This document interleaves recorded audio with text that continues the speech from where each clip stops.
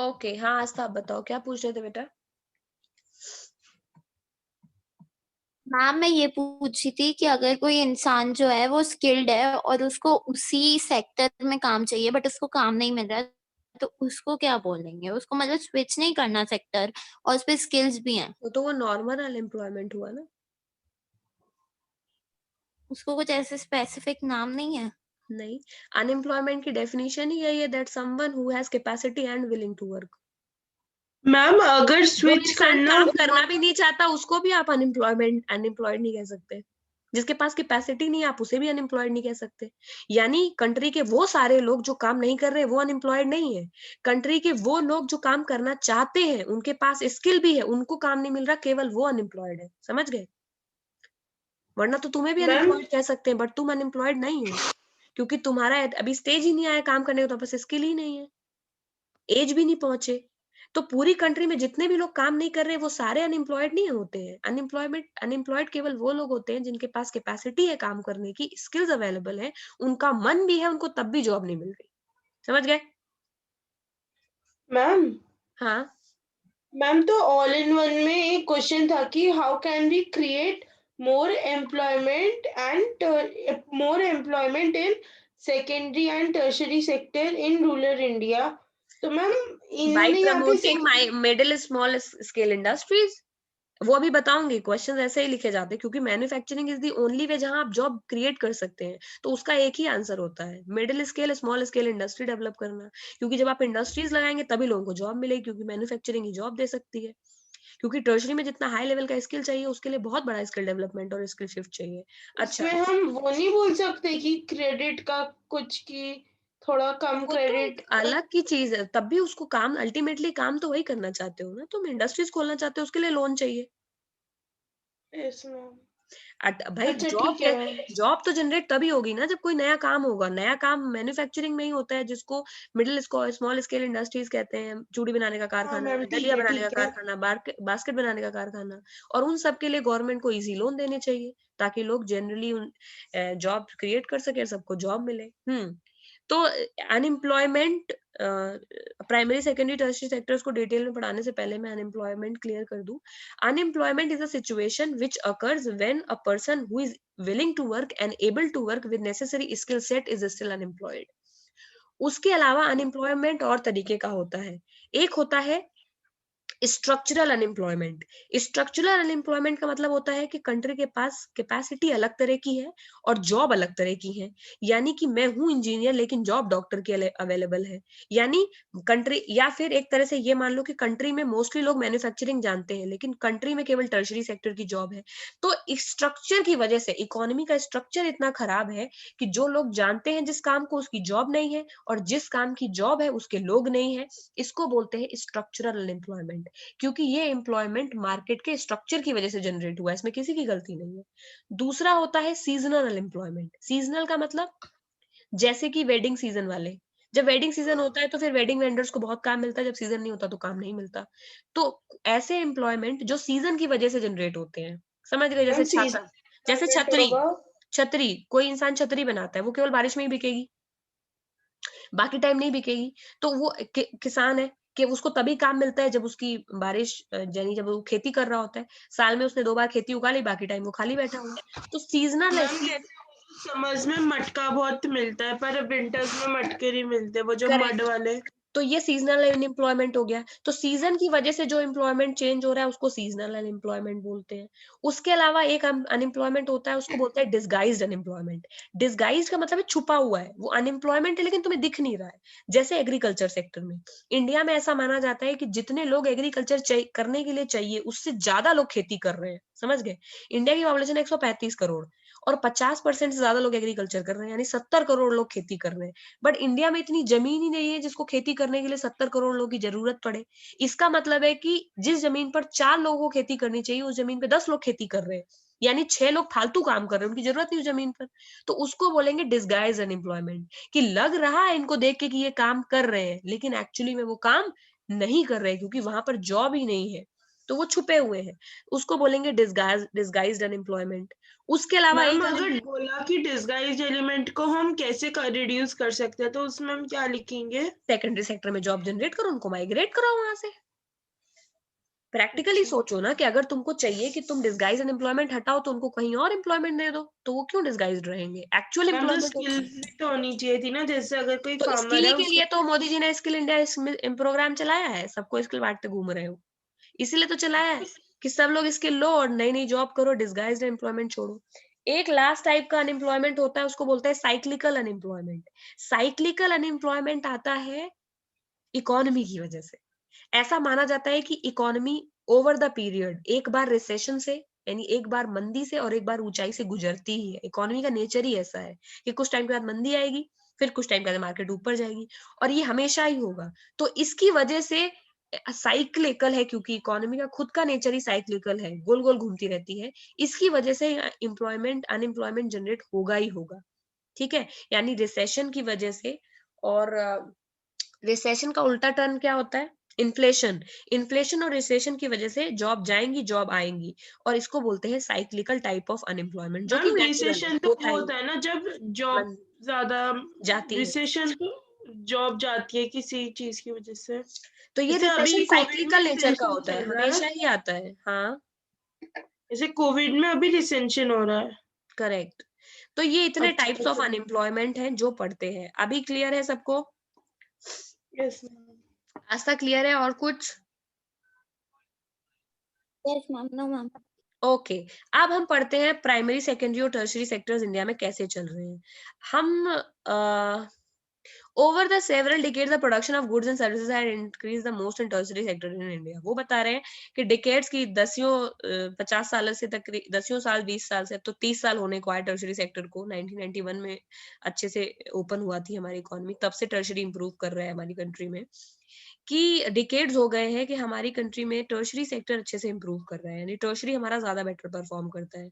2011-12 में tertiary sector तो largest sector हो गया इंडिया का, यानी कि तीनों सेक्टर में सबसे ज्यादा यही कंट्रीब्यूट करने लगा जीडीपी को। इम्पोर्टेंस कैसे? Its importance in the Indian economy is discussed ahead. और टर्शरी की क्या इम्पोर्टेंस है हमारे लिए, ये आगे डिस्कस की गई है, वही डिस्कस कर रहे हैं। Rising importance of tertiary sector. Tertiary इतना क्यों इंपॉर्टेंट है इंडिया के केस में? इन एनी कंट्री बहुत सारी किसी भी कंट्री को बहुत सारी सर्विसेज चाहिए होती हैं, जैसे hospital, education, telegraph, police station, court, administration, municipality, transport, bank, insurance. ये सारी सर्विसेज बेसिक मानी जाती हैं डेवलपिंग कंट्री में, और इसीलिए किसी ना किसी को, इधर गवर्नमेंट और the private sector has to take responsibility कि ये सर्विसेज लोगों को मिले। The development of agriculture industry lead to the development of other services. ऐसा माना जाता है कि किसी भी कंट्री में जब एग्रीकल्चर का और इंडस्ट्रीज का डेवलपमेंट होता है, तो नेक्स्ट स्टेज जो होता है वो डेवलपमेंट का यही होता है। यानी आपके घर में अगर आप अच्छा खेती करते हो और आप अच्छी चीजें बना भी लेते हो, मान लो सामान वामान बनाना भी आ गया है, सोफा टीवी सब बन गया है, तो next step would be transport, trade, storage, business, banking. ये सब डेवलप्ड चीजें हैं, तो नेक्स्ट स्टेज पे आप यही सारी चीजें डेवलपमेंट करोगे। यानी प्राइमरी और सेकेंडरी जिस भी कंट्री में डेवलप होने लगती है, नेक्स्ट स्टेज उसके डेवलप होने का टर्शरी ही होता है, फिर उसके यहाँ ये सारी चीजें डेवलप होती है। ये जो सर्विसेज होती हैं वो जनरली प्राइवेट सेक्टर्स के द्वारा ही प्रोवाइड की जाती है। जैसे जैसे लोगों का इनकम लेवल बढ़ता है, लोग इन सर्विसेज को ज्यादा कंज्यूम करने लगते हैं, यानी टर्शरी सर्विसेज को। फॉर एग्जांपल, जिसके पास पैसा आने लगता है वो बैंक अकाउंट खुलवाता है, ठीक है, इंश्योरेंस ले लेता है, और उसके अलावा होटल्स घूमने लगता है, डॉक्टर मतलब बच्चों को डॉक्टर इंजीनियरिंग की एजुकेशन देने लगता है। तो जब लोगों के पास इनकम आता है तो लोग इस सेक्टर में अच्छा कंज्यूम भी करते हैं। बहुत सारे लोग ईटिंग प्रेफर करते हैं, बहुत सारे लोग टूरिज्म प्रेफर करते हैं, शॉपिंग प्रेफर करते हैं, ठीक है, बच्चे प्राइवेट स्कूल्स में पढ़ने जाते हैं, बहुत सारे लोग प्रोफेशनल ट्रेनिंग लेते हैं, कोई इंग्लिश सीख रहा है, कोई फ्रेंच सीख रहा है। तो ये सारी जो सर्विसेज हैं, ये मॉडर्न इरा की सर्विसेज हैं, इनको बहुत ज्यादा लोग इनको कंज्यूम करते हैं, इसीलिए इनकी ग्रोथ हो रही है। बट इंडिया के केस में ये सिचुएशन थोड़ी अजीब है। आई डोंट नो कि तुम्हारी इस रेफर बुक में है कि नहीं है, कि हमारे यहाँ जनरली किसी भी कंट्री का ग्रोथ ग्राफ ऐसा होता है कि एक बार प्राइमरी डेवलप होती है, फिर सेकेंडरी डेवलप होती है, फिर टर्शरी डेवलप होती है। कभी भी ऐसा नहीं होता कि बाकी दोनों डेवलप नहीं है और टर्शरी डेवलप हो जाए। इंडिया के केस में ये यूनिक सिचुएशन है जिसमें प्राइमरी के बाद सीधे टर्शरी डेवलप हो गई। बाकी सारी कंट्रीज इसी ही ग्रोथ से गुजरी है। अमेरिका में भी पहले प्राइमरी डेवलप हुआ एग्रीकल्चर, फिर उन्होंने अपना मैन्युफैक्चरिंग को बहुत डेवलप किया और बाद में वो आज टर्शरी सेक्टर में बहुत आगे हैं, जिसमें सिलिकॉन वैली जिसको बोलते हैं। बट इंडिया के केस में हमारी ग्रोथ एकदम यूनिक रही क्योंकि हमने मैन्युफैक्चरिंग सेक्टर को उतना ज्यादा ग्रो नहीं किया और अलबत्ता यानी इंडीड हमने क्या टर्शरी सेक्टर पता नहीं कैसे हमारा इतना ग्रो कर गया। तो हमारे यहाँ डॉक्टर, इंजीनियर, टूरिज्म ये सब बहुत ज्यादा फेमस है बट हमारा मैन्युफैक्चरिंग लैक करता है और इसी वजह से हमारी कंट्री में कॉल सेंटर्स वगैरह के लिए शायद। हाँ, कॉल सेंटर्स भी आएंगे टर्शरी में। इसी वजह से हमारी कंट्री में अनएम्प्लॉयमेंट ज्यादा है क्योंकि कंट्री की जो सेक्टर सबसे ज्यादा एम्प्लॉयमेंट जनरेट करता है उसको बोलते हैं मैन्युफैक्चरिंग सेक्टर। क्योंकि मैन्युफैक्चरिंग बहुत सारी चीजों का होता है, शॉल मैन्युफैक्चर्ड है, सोफा मैन्युफैक्चर्ड है, यानी हम लोग जो भी सामान यूज करते हैं उसमें ज्यादातर सामान मैन्युफैक्चरिंग सेक्टर से आता है। सर्विसेज तो हम कम यूज करते हैं, फोन हो गया, इंटरनेट हो गया, वाईफाई हो गया, ये सर्विसेज है। और क्या सर्विस हम मैं तुम्हें पढ़ा रही हूँ, केवल ये सर्विस है? ये लैपटॉप तो मैन्युफैक्चरिंग है, ये बेड मैन्युफैक्चर है, ये टीवी, ये सब कुछ मैन्युफैक्चर्ड है। जब तुम अपने घर में सामान को गिनोगे तो तुम देखोगे सर्विसेज के नाम पे तुम कम चीजें यूज करते हो, प्राइमरी के नाम पे तो कुछ करते ही नहीं हो। कौन कच्ची फिश खाता है बैठकर? सबसे ज्यादा चीजें तो मैन्युफैक्चरिंग की यूज करते हो। यानी कि मैन्युफैक्चरिंग एक ऐसा सेकेंडरी एक ऐसा सेक्टर है जो सबसे ज्यादा एम्प्लॉयमेंट जनरेट करता है और हमारी कंट्री में वही सेक्टर डेवलप नहीं हुआ है। यही रीजन है कि हमारी कंट्री में अनएम्प्लॉयमेंट बहुत ज्यादा है। तो जब भी हमसे कोई पूछे कि हमारी कंट्री में अनएम्प्लॉयमेंट को कैसे दूर करेंगे, तो आंसर क्या होगा? सेकेंडरी सेक्टर को पुश करना है। और इसके लिए हमें क्या करना पड़ेगा? स्मॉल स्केल छोटी-छोटी इंडस्ट्रीज बनानी पड़ेंगी, middle small scale industries, MSMEs बोलते हैं इनको। ये लोग गाँव में, सिंस हमारे यहाँ रूरल एरियाज में सबसे ज़्यादा अनएम्प्लॉयमेंट है क्योंकि सबसे ज़्यादा लोग खेती वहीं करते हैं, सबसे ज़्यादा डिसगास्ड अनएम्प्लॉयमेंट भी हमारा रूरल एरियाज में भी है। तो उस एरिया में हमें मिडल स्मॉल लेवल की छोटी-छोटी इंडस्ट्रीज लगानी होंगी। फ्रूट की, फ्रूट स्क्वैश की, जैम जेली की फैक्ट्री और बास्केट्स की, मटके, घड़ी, चूड़ियाँ, जो भी सामान छोटे स्केल पे बनाया जा सकता है, ठीक है? उन उन सारी की इंडस्ट्रीज़ हमको लगानी होंगी स्मॉल स्केल एरिया में और वहाँ पर हमें लोगों को जनरेट करना होगा, एम्प्लॉयमेंट देना होगा। तभी वो लोग गाँव से गरीबी से बाहर निकलेंगे और तभी उन्हें एम्प्लॉयमेंट मिलेगा। और ऐसा करने में सरकार को सबसे ज़्यादा हेल्प करनी चाहिए, यानी गवर्नमेंट को क्या करना पड़ेगा? गवर्नमेंट को उन्हें सब्सिडी देनी चाहिए जब वो लोग इस तरह की इंडस्ट्रीज़ खोल रहे हों। गवर्नमेंट को उनको लोन देना चाहिए, उनसे टैक्स नहीं वसूलना चाहिए। ये कुछ ऐसी चीजें हैं। इसमें 2-4 स्कीम भी आई हुई हैं। एक मुद्रा स्कीम थी गवर्नमेंट की, एक प्रधानमंत्री पता नहीं क्या स्वरोजगार अवसर योजना, कुछ 2-3 योजना के नाम लिखे होंगे। तो गवर्नमेंट इन चीजों को प्रमोट भी करती है। So I think that is the gist of it. Ma'am लेकिन ऐसा होने से तो आई मीन सिटीज में पॉपुलेशन बहुत ज्यादा बढ़ जाएगी और स्लम एरियाज तो वैसे भी क्यों हैं। बढ़ेगी सिटी में पॉपुलेशन जब तुम एसएचजी गांव में ही खोल रहे हो? ये से तुम्हारी डबल प्रॉब्लम सॉल्व हो गई। अगर ये भी तो, ये देखो कितना अच्छा पॉइंट तुमने खुद ही बोल दिया। अगर हम यही स्मॉल स्केल फैक्ट्री सिटीज में लगाएंगे तो सब लोग गांव से माइग्रेट होके सिटी में आ जाएंगे, गांव में कोई यस बचेगा नहीं। मैम। लेकिन अगर यही मिडिल स्मॉल स्केल इंडस्ट्रीज हम गांव में लगाते हैं तो क्या होगा? पहली बात तो माइग्रेशन रुक जाएगा, तो उससे जो मेट्रो सिटीज हैं उनके ऊपर प्रेशर कम हो जाएगा। जैसे बेंगलोर में आज पीने को पानी नहीं है, दिल्ली में रहने को जगह नहीं है। क्यों? क्योंकि इतना लोग ऑलरेडी माइग्रेट कर चुके हैं बिहार से, यूपी से। जिन स्टेट्स में एम्प्लॉयमेंट रेशियो बहुत कम है जैसे कि बिहार, राजस्थान, यूपी, यहाँ से मैक्सिमम लोग माइग्रेट करके या तो एनसीआर रीजन में रहते हैं या साउथ रीजन में रहते हैं। अगर यहाँ पर लोकल फैक्ट्रीज या कारखाने खोल दिए जाएंगे तो ये लोग माइग्रेट नहीं करेंगे। उससे इवन डिस्ट्रीब्यूशन हो जाएगा पॉपुलेशन का, यानी किसी भी जगह जरूरत से ज्यादा भीड़ नहीं होगी, कि कोई जगह जरूरत से ज्यादा सोना नहीं रहेगा। लोकल एरिया में लोकल लोगों का क्या होगा? एम्पावरमेंट होगा। वो लोग अपनी जड़ों से जुड़े रहेंगे, कारखाने में काम करेंगे, आसपास की चीजों को वो बेटर जानते होंगे, तो वो बेटर कारखाना चला पाएंगे तुमसे, क्योंकि तुमने कारखाना उनके घर में खोल दिया है। तो वो लोग उसे अच्छे से चला पाएंगे, रादर देन वो कहीं और माइग्रेट करे, उस जगह को वो जानते भी नहीं होंगे। समझ रहे हो कृष्ण क्या बोल रही हूँ मैं? तो इसीलिए yes middle ma'am. Small scale industries को खोलने का प्लान गवर्नमेंट का जनरली रूरल एरियाज में रहता है, because they want to keep them there only. वहीं रहो भैया, हम जॉब लेके यहीं आते हैं, do not run towards cities. क्योंकि धीरे धीरे इंडिया की सारी मेजर सिटीज वो भी ओवर फ्लडेड हो चुकी हैं इसी वजह से। अनएम्प्लॉयमेंट एंड देन माइग्रेशन की वजह से, कि लोग गांव में घर में रहने को रेडी नहीं है, वो सड़कों पे रह लेते हैं मुंबई की, क्योंकि उनको वहां कमाने के लिए 2 रोटी मिल जाती, क्योंकि वहां अपॉर्चुनिटी है एम्प्लॉयमेंट का, क्योंकि वहां पर इकोनॉमी इतनी ज्यादा रन कर रही है, कोई ना कोई काम मिल ही जाता है। ठीक है, yes ma'am. Okay, then why are most people are employed? पढ़ो भाई कोई से और बताओ क्या नया है इसमें। इंडिया के रिस्पेक्ट में ये बोल रहे हैं कि प्राइमरी सेक्टर अभी भी लार्जेस्ट एम्प्लॉयर है। सही बात है, 60% लोग अभी भी 60% लोग अभी भी हम प्राइमरी पे प्राइमरी डिपेंडेंट। हाँ बोलो जीडीपी में तो उसका है ना, मैम क्या बोल प्राइमरी लार्जेस्ट है, जीडीपी में तो लार्जेस्ट कंट्रीब्यूशन टर्शरी का है ना। लार्जेस्ट कंट्रीब्यूशन टर्शरी का है, बल्कि सबसे ज्यादा एम्प्लॉयमेंट प्राइमरी दे रहा है, तो सबसे ज्यादा एम्प्लॉयमेंट प्राइमरी दे रहा है, तो सबसे ज्यादा पैसा भी इसी को देना चाहिए। क्या दे रहा है? नहीं दे रहा है, सब कैसा कम पैसा दे रहा है। क्यों? क्योंकि प्राइमरी सेक्टर जो एम्प्लॉयमेंट दे रहा है वो डिसगाइज्ड एम्प्लॉयमेंट है, तो केवल नाम के लिए 50-60% को ही एम्प्लॉयमेंट दे रहा है। तो apparently half of the workers in country are working in primary sector, mainly agriculture. समझ गए? और उसमें भी मोर देन 50-60% आर डिसगाइज्ड, छुपे हुए हैं वो अभी भी। अगला क्या है? It is basic enough jobs, it is because basic enough jobs जो है वो सेकेंडरी और टर्शरी सेक्टर ने क्रिएट नहीं की है। This will be clear from the following fact.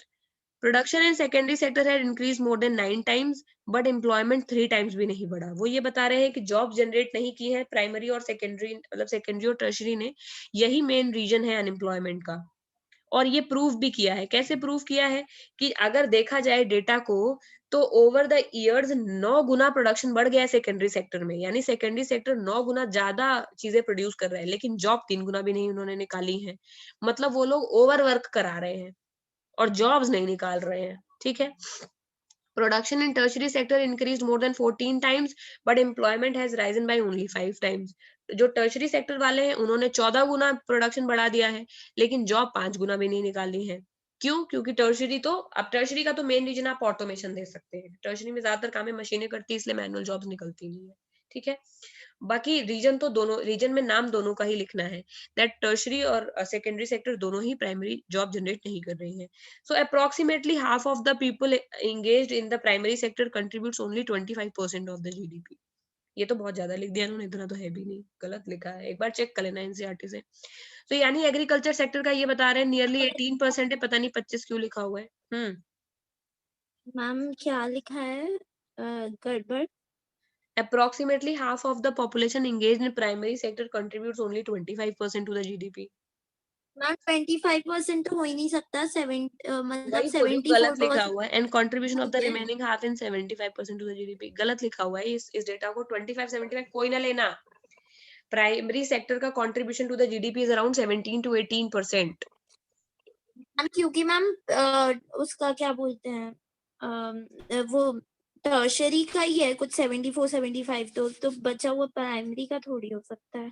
Tertiary का है 70% to 71%, एग्रीकल्चर का है 17 to 18%, और जो बच गया वो है manufacturing, which is nearly I think 12 to 13%। How to ma'am तो क्रिएट, इसमें गलत लिखा है। इसमें गलत लिखा है, इसको नहीं लेना है। How to create more employment, कैसे करें? मैम एक मतलब जो गवर्नमेंट के जो काम है, उसमें ले लेना चाहिए, जैसे डैम वैम बनाने में, और टेक्निकल और इंस्टीट्यूशनल मेजर्स लेने चाहिए। मतलब उसके बाद क्या बोलते हैं, जब भी कोई एम्प्लॉयमेंट की बात करे तो सबसे पहले मनरेगा स्कीम का नाम लिख दो, क्योंकि मनरेगा में 100 दिन का रोजगार गवर्नमेंट सबको देती है। तो बोलो कि मनरेगा को और जगह लगाओ, और दिन के लिए लगाओ, लगाते रहो मनरेगा को। मतलब हर चीज की इम्प्रूवमेंट करनी चाहिए, ताकि उसमें एम्प्लॉयमेंट भी हो जाए और करेक्ट। डेवलपमेंट। उसके अलावा एक एक इंडस्ट्री को, फिर देखो मैं इसका शॉर्टकट बताती हूँ, how to create more employment. Employment का मतलब है सबसे पहले मनरेगा। सबसे पहले मनरेगा का नाम लिखो कि भैया मनरेगा जो है सेंट्रल स्कीम है, ये सही चल रही है, इसको चलाते रहना है। दूसरे मतलब you have to create more employment through MNREGA, ये लिख दो। फिर क्या है, हर एक सेक्टर को पकड़ो। जैसे नॉर्मली शुरू करो सबसे पहले textile industry. We have to create more job in textile sector, यानी कपड़े बनाने में और जॉब चाहिए. We have to create more job in craft sectors. We have to invest more in middle and small scale industries. We have to create more jobs in agriculture related sectors, जैसे agriculture allied sectors बोलते हैं. Allied का मतलब जिनमें agriculture चीजों से चीजें बनती हैं, जैसे जैम, जेली, केचअप और पिकल्स. इन सब में हमें इन्वेस्ट करना चाहिए, क्योंकि एग्रीकल्चर से फूड प्रोसेस होकर के नई इंडस्ट्री बन सकती है. 3-4 के नाम लिख लो. फिर उसके अलावा क्रेडिट फैसिलिटीज बैंक को अच्छी देनी चाहिए. बैंक को लोन, मतलब क्रेडिट और लोन तो एक ही बात है, 2 जगह क्यों लिखा हुआ है. तो गवर्नमेंट को सीड्स, फर्टिलाइजर्स, ये सारी चीजें प्रोवाइड करनी चाहिए. बैंक्स को क्रेडिट देना चाहिए. फिर क्या होना चाहिए, गवर्नमेंट को सेमी रूरल एरिया में इंडस्ट्री लगानी चाहिए. आई थिंक बाकी सब कुछ उन्होंने लिख दिया है यहाँ पर.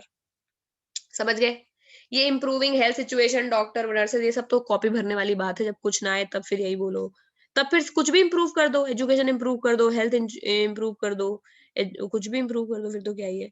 पॉइंट नंबर इसमें 4, 6 और 7 फर्जी है इसमें पूरा. ऊपर के 4 ठीक है, नीचे के 2 ठीक है, 5 ठीक है ऊपर के एक्चुअली. ठीक है, समझ गए. Yes ma'am. ओके. तो हमें जॉब जनरेट करने में सारी चीजें लिखनी है कि एग्रीकल्चर और उसके अलाइड सेक्टर्स में इन्वेस्ट करना चाहिए. फार्मर्स को हमें असिस्ट करना चाहिए, उनको बेटर सीड्स, फर्टिलाइजर्स, मशीनरी वगैरह गवर्नमेंट को उनको सब्सिडी देनी चाहिए.